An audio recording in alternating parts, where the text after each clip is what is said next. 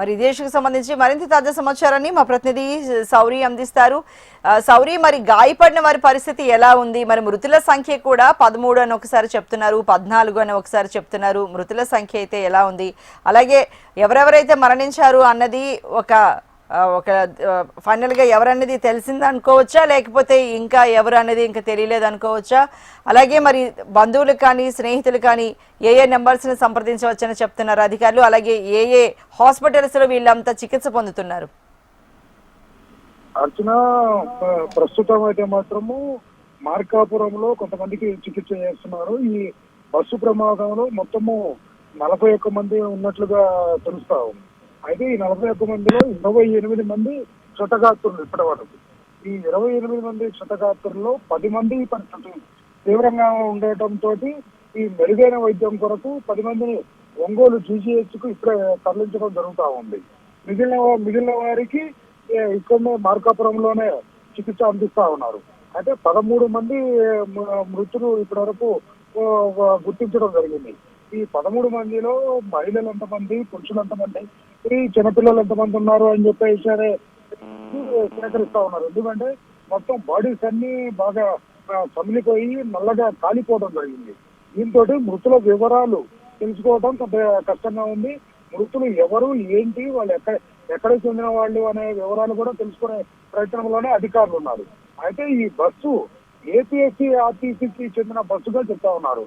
ఇది hire bus, private travels నుంచి ఏపీఎస్ఆర్టీసీకి హైయర్కి చేసిన బస్సు. అయితే ఈ టికెట్ల వివరాలు, ఈ రిజర్వేషన్ సంబంధించిన వివరాలు అన్ని వచ్చిన తర్వాత ఎవరెవరు క్షతగాత్రులు ఉన్నారు, వాళ్ళ వివరాలు, వాళ్ళ స్వస్థలము అన్ని తెలిసిన తర్వాత మృతుల వివరాలు తెలిసే అవకాశం ఉంది.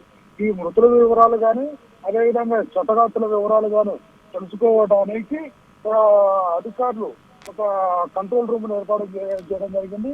కంట్రోల్ రూమ్ లో 4 సిబ్బందిని పెట్టడము, 4కి 4 నంబర్లు ఇవ్వడము, ఈ నంబర్లకు ఫోన్లు చేయండి అని చెప్పి చెప్పడం జరిగింది. అయితే ముఖ్యంగా ఈ బస్సు ఇంత ఘోరమైన ప్రమాదము ప్రకాశం జిల్లా చరిత్రలో ఇదే మొట్టమొదటిసారి అని చెప్పవచ్చు. ఎందుకంటే ఒక బస్సు దగ్ధమైంది, ఇంతమంది చనిపోవటము, ఇంతమంది క్షతగాత్రులు కావటము, ఇంత పెద్ద ఎత్తున నష్టం జరగటము ప్రకాశం జిల్లాలో జరిగిన ప్రమాదాలు అన్నింటిలో కల్లా ఈ ఉమ్మడి ప్రకాశం జిల్లాలో ఇప్పుడు యాక్చువల్గా ఇదైతే మార్కాపురం జిల్లా కిందకు వస్తుంది. మార్కాపురం జిల్లా ఏర్పడిన తర్వాత మొట్టమొదటి ఘోర రోడ్డు ప్రమాదం ఇది.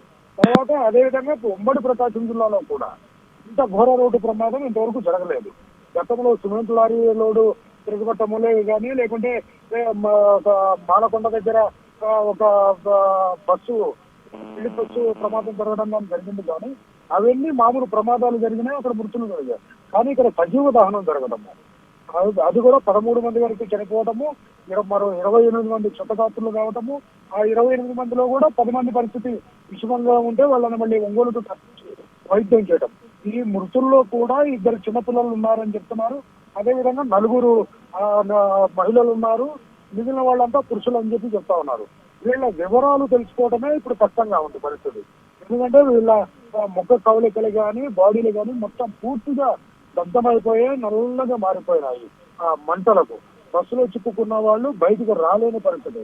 ఒక బాడీ అయితే క్లియర్ గా కనిపిస్తా ఉంది, బస్సు అద్దానికి అలా అతుక్కుపోయి ఉంది. అంటే అద్దంలో నుంచి అద్దం పగలగొట్టుకుని బయటకు వద్దామని ప్రయత్నం చేస్తున్న క్రమంలోనే అక్కడనే చనిపోవటము, అది దగ్ధం అయితే బస్సుకు అద్దానికి అతుక్కుపోవడము. అయితే ఈ బస్సులో మంటలు ఇంత పెద్ద ఎత్తున ఎందుకు చెలరేగాయో అన్నది ఇక్కడ ప్రశ్న.